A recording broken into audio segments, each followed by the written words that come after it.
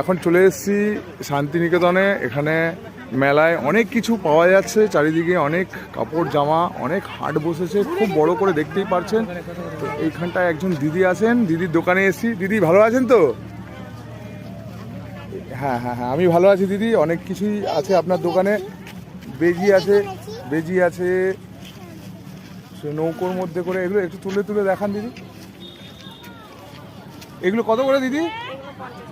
এগুলো 50 টাকা করে। আর আর পাশে যেগুলো আছে সেগুলো কত করে?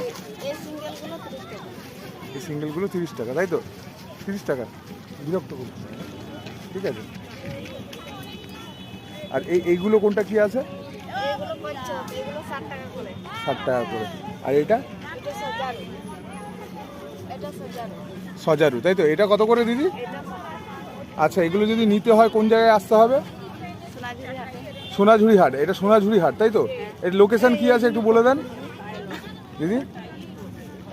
এটা লোকেশন কি আছে একটু বলে দেন, মানে এটা আসতে গেলে কোথায় আসতে হবে?